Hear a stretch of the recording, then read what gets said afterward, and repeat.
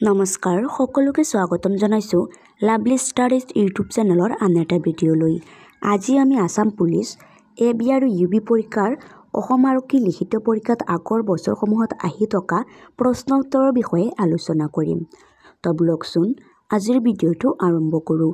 আজি আমাৰ ফাৰ্ষ্ট কুৱেশ্যনটো দিয়া আছে, কোনখন চহৰক আৰব সাগৰৰ ৰজা বুলি জনা যায়? কোনখন চহৰক আৰব সাগৰৰ ৰজা বুলি জনা যায় সুধিছে। ইয়াৰ মাজৰ শুদ্ধ উত্তৰটো হ'ব অপশ্যন বি কোচিন। কোচিন চহৰক আৰব সাগৰৰ ৰজা বুলি জনা যায়। নেক্সট কুৱেশ্যন অৰ্থাৎ 2 নম্বৰ কুৱেশ্যনটো সুধিছে, ইণ্ডিয়ান বিছমাৰ্ক নামেৰে কাক জনা যায়? ইণ্ডিয়ান বিছমাৰ্ক নামে কাক জনা যায় সুধিছে। তলত অপশ্যন 4টা দিয়া আছে। অপশ্যন 4টাৰ মাজৰ শুদ্ধ উত্তৰটো হ'ব option C Sardar Vallabhbhai Patel. Indian Bismarck নামে চৰ্দাৰ বল্লভভাই পেটেলক জনা যায়। নেক্সট কুৱেশ্যন অৰ্থাৎ 3 নম্বৰ কুৱেশ্যনটো সুধিছে, ইউনাইটেড নেশ্যনেল অৰ্গেনাইজেশ্যনৰ মুখ্য কাৰ্যালয় ক'ত অৱস্থিত? তলত অপশ্যন 4টা দিয়া আছে। অপশ্যন 4টাৰ মাজৰ শুদ্ধ উত্তৰটো হ'ব অপশ্যন এ নিউয়ৰ্ক। নিউয়ৰ্কত ইউনাইটেড নেশ্যনেল অৰ্গেনাইজেশ্যনৰ মুখ্য কাৰ্যালয় অৱস্থিত। নেক্সট কুৱেশ্যন অৰ্থাৎ 4 নম্বৰ কুৱেশ্যনটো সুধিছে, টমাছ কাপ কোনটো খেলৰ লগত জড়িত? টমাছ কাপ কোনটো খেলৰ লগত জড়িত সুধিছে। তলত অপশ্যন 4টা দিয়া আছে। ইয়াৰ মাজৰ শুদ্ধ উত্তৰটো হ'ব option D badminton. Thomas cup badminton খেলৰ লগত জড়িত। নেক্সট কুৱেশ্যন অৰ্থাৎ 5 নম্বৰ কুৱেশ্যনটো সুধিছে, এছিয়াৰ প্ৰথম নোবেল বঁটা বিজয়ী কোন আছিল? এছিয়াৰ প্ৰথম নোবেল বঁটা বিজয়ী কোন আছিল সুধিছে। তলত অপশ্যন 4টা দিয়া আছে। অপশ্যন 4টাৰ মাজৰ শুদ্ধ উত্তৰটো হ'ব অপশ্যন এ ৰবীন্দ্ৰনাথ ঠাকুৰ। এছিয়াৰ প্ৰথম নোবেল বঁটা বিজয়ী আছিল ৰবীন্দ্ৰনাথ ঠাকুৰ। নেক্সট কুৱেশ্যন অৰ্থাৎ 6 নম্বৰ কুৱেশ্যনটো সুধিছে, পৃথিৱীৰ দীৰ্ঘতম পৰ্বত শ্ৰেণীটোৰ নাম কি? পৃথিৱীৰ দীৰ্ঘতম পৰ্বত শ্ৰেণীটোৰ নাম কি সুধিছে। তলত অপশ্যন 4টা দিয়া আছে। অপশ্যন 4টাৰ মাজৰ শুদ্ধ উত্তৰটো হ'ব অপশ্যন চি এণ্ডিজ। পৃথিৱীৰ দীৰ্ঘতম পৰ্বত শ্ৰেণীটোৰ নাম হৈছে এণ্ডিজ। নেক্সট কুৱেশ্যন অৰ্থাৎ 7 নম্বৰ কুৱেশ্যনটো সুধিছে, পৃথিৱীৰ উচ্চতম জলপ্ৰপাতটোৰ নাম কি? পৃথিৱীৰ উচ্চতম জলপ্ৰপাতটোৰ নাম কি সুধিছে। তলত অপশ্যন 4টা দিয়া আছে। অপশ্যন 4টাৰ মাজৰ শুদ্ধ উত্তৰটো হ'ব অপশ্যন এ এঞ্জেল। পৃথিৱীৰ উচ্চতম জলপ্ৰপাতটোৰ নাম এঞ্জেল। নেক্সট কুৱেশ্যন অৰ্থাৎ 8 নম্বৰ কুৱেশ্যনটো সুধিছে, পৃথিৱীৰ সৰ্বাধিক এভাৰেষ্ট শৃংগ বিজয়ী ব্যক্তি কোন? পৃথিৱীৰ সৰ্বাধিক এভাৰেষ্ট শৃংগ বিজয়ী ব্যক্তি কোন আছিল সুধিছে। তলত অপশ্যন 4টা দিয়া আছে। অপশ্যন 4টাৰ মাজৰ শুদ্ধ উত্তৰটো হ'ব অপশ্যন বি কামিৰিতা শ্বেৰপা। কামিৰিতা শ্বেৰপা পৃথিৱীৰ সৰ্বাধিক এভাৰেষ্ট শৃংগ বিজয়ী ব্যক্তি। নেক্সট কুৱেশ্যন অৰ্থাৎ 9 নম্বৰ কুৱেশ্যনটো সুধিছে, চীনৰ চকুলো বুলি কোন নদীক কোৱা হয়? চীনৰ চকুলো বুলি কোন নদীক কোৱা হয় সুধিছে। তলত অপশ্যন 4টা দিয়া আছে। অপশ্যন 4টাৰ মাজৰ শুদ্ধ উত্তৰটো হ'ব অপশ্যন এ হুৱাংহো নদী। চীনৰ চকুলো বুলি হুৱাংহো নদীক কোৱা হয়। নেক্সট কুৱেশ্যন অৰ্থাৎ 10 নম্বৰ কুৱেশ্যনটো সুধিছে, মেগিনেট লাইন কোন দুখন দেশৰ সীমাৰেখা? মেগিনেট লাইন কোন দুখন দেশৰ সীমাৰেখা সুধিছে। তলত অপশ্যন 4টা দিয়া আছে। অপশ্যন 4টাৰ মাজৰ শুদ্ধ উত্তৰটো হ'ব অপশ্যন চি জাৰ্মানী আৰু ফ্ৰান্স। মেগিনেট লাইন জাৰ্মানী আৰু ফ্ৰান্স দেশৰ সীমাৰেখা।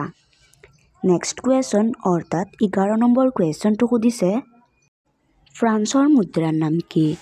ফ্ৰান্সৰ মুদ্ৰাৰ নাম কি সুধিছে। তলত অপশ্যন 4টা দিয়া আছে। অপশ্যন 4টাৰ মাজৰ শুদ্ধ উত্তৰটো হ'ব অপশ্যন ডি ইউৰো। ফ্ৰান্সৰ মুদ্ৰাৰ নাম হৈছে ইউৰো।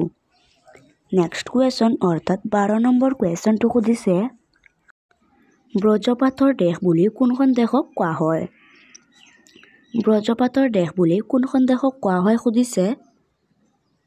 তলত অপশ্যন 4টা দিয়া আছে।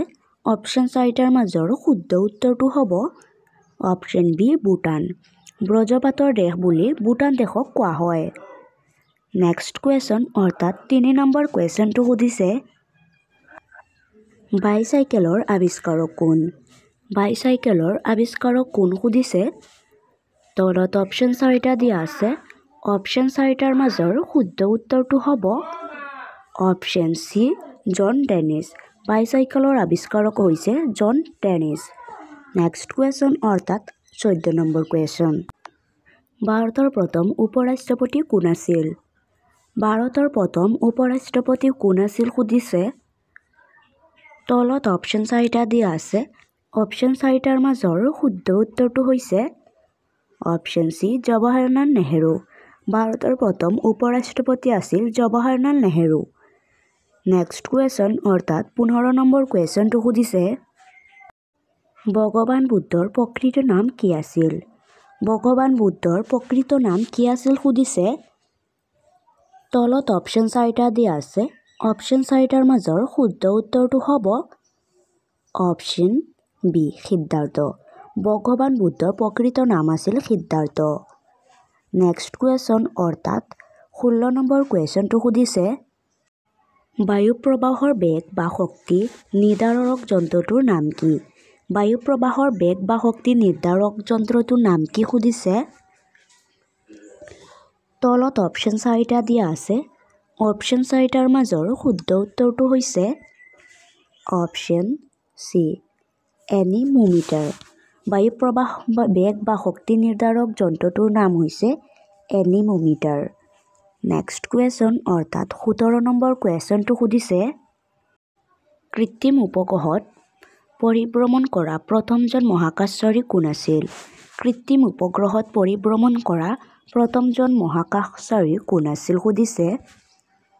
তলত অপশ্যন 4টা দিয়া আছে। অপশ্যন 4টাৰ মাজৰ শুদ্ধ উত্তৰটো হ'ব অপশ্যন বি ইউৰি গাগাৰিন। কৃত্ৰিম উপগ্ৰহত পৰিভ্ৰমণ কৰা প্ৰথমজন মহাকাশচাৰী আছিল ইউৰি গাগাৰিন। নেক্সট কুৱেশ্যন অৰ্থাৎ 18 নম্বৰ কুৱেশ্যনটো সুধিছে অসমৰ কোনখন জিলাত সৰ্বাধিক চাহ বাগিচা আছে? অসমৰ কোনখন জিলাত সৰ্বাধিক চাহ বাগিচা আছে সুধিছে। তলত অপশ্যন 4টা দিয়া আছে। অপশ্যন 4টাৰ মাজৰ শুদ্ধ উত্তৰটো হ'ব অপশ্যন ডি ডিব্ৰুগড়। অসমৰ ডিব্ৰুগড় জিলাত সৰ্বাধিক চাহ বাগিচা আছে। নেক্সট কুৱেশ্যন অৰ্থাৎ 19 নম্বৰ কুৱেশ্যনটো সুধিছে চুতীয়া ৰাজ্যৰ প্ৰতিষ্ঠাপক কোন আছিল? চুতীয়া ৰাজ্যৰ প্ৰতিষ্ঠাপক কোন আছিল সুধিছে। তলত অপশ্যন 4টা দিয়া আছে। অপশ্যন 4টাৰ মাজৰ শুদ্ধ উত্তৰটো হ'ব অপশ্যন এ বীৰপাল। চুতীয়া ৰাজ্যৰ প্ৰতিষ্ঠাপক আছিল বীৰপাল। নেক্সট কুৱেশ্যন অৰ্থাৎ 20 নম্বৰ কুৱেশ্যনটো সুধিছে কোন চনত মোৱামৰীয়া বিদ্ৰোহৰ আৰম্ভ হৈছিল? কোন চনত মোৱামৰীয়া বিদ্ৰোহ আৰম্ভ হৈছিল সুধিছে। তলত অপশ্যন 4টা দিয়া আছে। অপশ্যন 4টাৰ মাজৰ শুদ্ধ উত্তৰটো হ'ব অপশ্যন চি 1769 চনত। 1769 চনত মোৱামৰীয়া বিদ্ৰোহ আৰম্ভ হৈছিল।